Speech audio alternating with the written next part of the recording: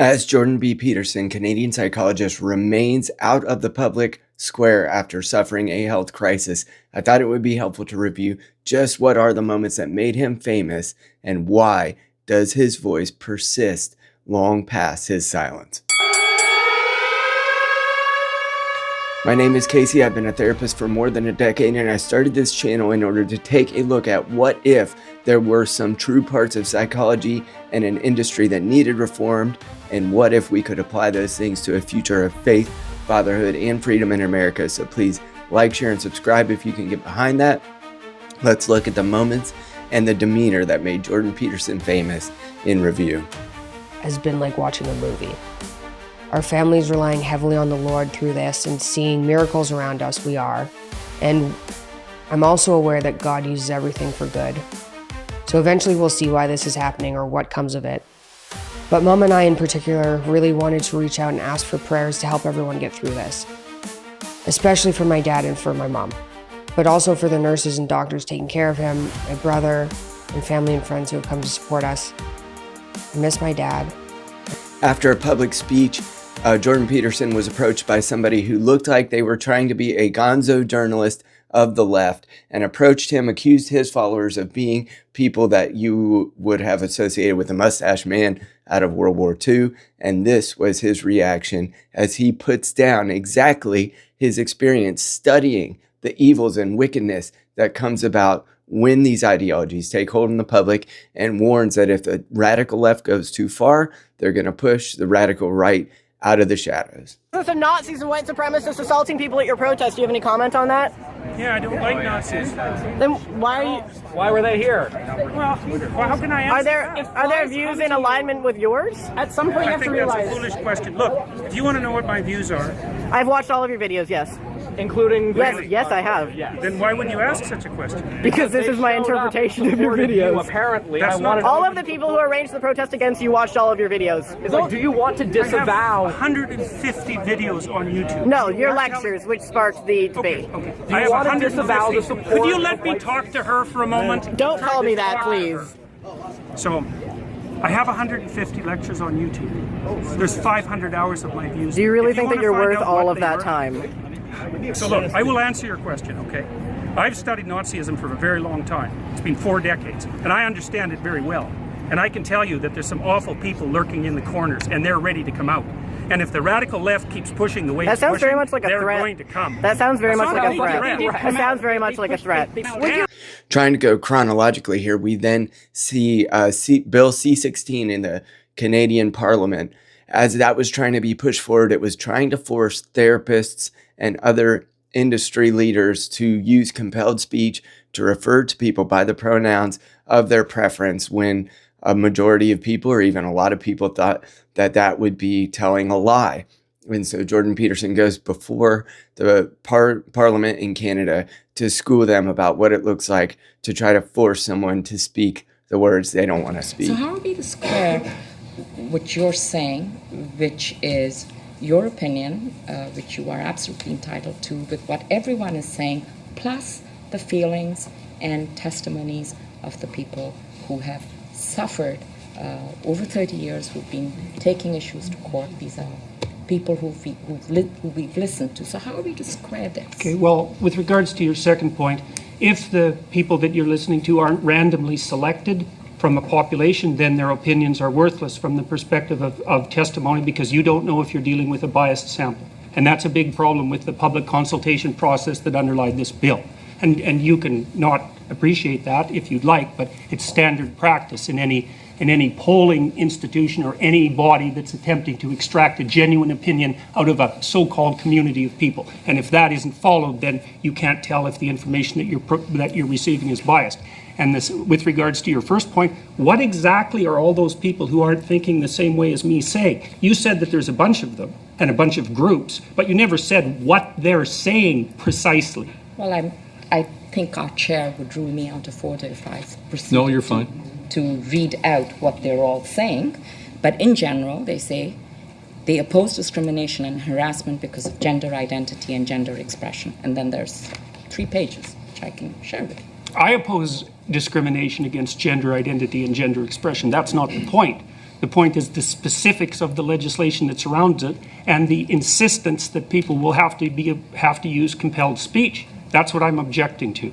I've dealt with all sorts of people in my life, people who don't fit in all sorts of different ways. I'm not a discriminatory person. There's 500 hours of my teaching to my classrooms on tape on YouTube, and nobody's found a smoking pistol. I'm not a discriminatory individual, but I think this legislation is reprehensible, and I do not believe for a moment that it will do what it intends to do. I also don't think that my opinion deviates substantially from the bodies that you're describing, because you haven't provided any evidence that they say anything other than discrimination is a bad thing. After Jordan Peterson is quoted as saying that the ideologies that psychology was undertaking were things akin to butchery, he was called onto Channel 4 and pressed by this rather aggressive interviewer, and he puts her exactly in her place when it comes to whether to use compelled speech to use the pronouns that people want this man to undertake. A trans person's right not to be offended. Because in order to be able to think, you have to risk being offensive. I mean, look at the conversation we're having right now. You know, like, you're certainly willing to risk offending me in the pursuit of truth. Why should you have the right to do that? It's been rather uncomfortable. Well, I'm very glad I put you on the spot. Well, I'm very glad that I've exercised my freedom of speech. You get my point. It's like you're doing what you should do, which is digging a bit to see what the hell's going on. So and that is what you should do. But you're exercising your freedom of speech to certainly risk offending me. And that's fine. I think more power to you as far as I'm concerned. So you haven't sat there and I'm just trying to work that out. I mean, Gotcha. you have got me. I'm trying to work that through in my head. In his most widely circulated book, 12 Rules for Life, Jordan Peterson says that you should clean your own house before you try to go and change the world. And this rather aggressive panel discussion question came about when this young lady said that there was systemic problems and that taking responsibility for your own house would make no difference in whether her peers and herself could afford to buy a home or do other things. Watch how he handles that.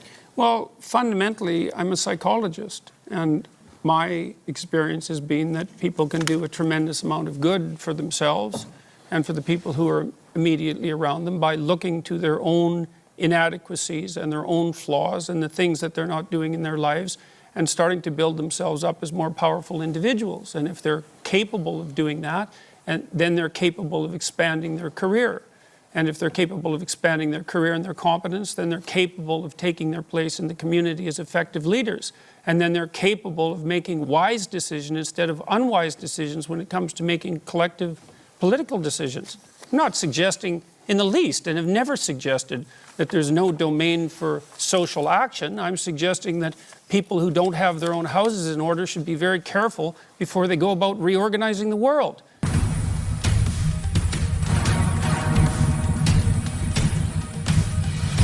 Having been a therapist for more than a decade, I can say that probably what shocked people about Jordan B. Peterson the most was that he was coming from this psychological background, but he appeared to hold none of the niceties that an ordinary therapist of his era would do. Whereas all of our industry standards tell us to affirm, that's what's kind, that's what's compassionate. Jordan B. Peterson stepped out and said, I will not affirm, nor is that kindness, and that is actually antithetical to compassion. To tell people a lie, a compassionate lie, is not going to help them, not just in the office relationship that he held with those individuals, but in the public square, in Canada, in the United States, and beyond.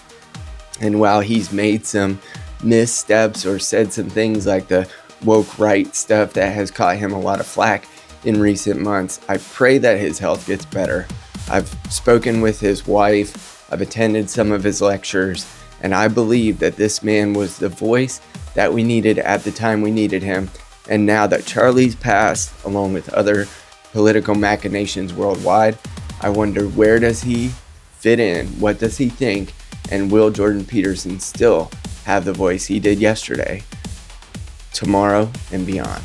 And if any of us can step to the fore and begin to share what's true in the same way that he did, we should all be grateful, because at least in my industry, in the psychology realm, he compelled me to go back to school because I saw that he took the slings and arrows first for somebody who is unwilling to kowtow to the radical left and still remain in a field and an industry that might still hold some truth that would benefit the public and ultimately serve the normal in society, the people who desired an ordered life, the people who wanted to act with integrity in their families, in their communities, their churches, and their systems. And that really was the bravery and the courage that Jordan B. Peterson showed. And I should personally thank him that he took the arrows first, so that us other normie therapists, psychologists, and beyond can step out into the fore and flex what it looks like to tell the truth, even when it seems like antithetical to compassion.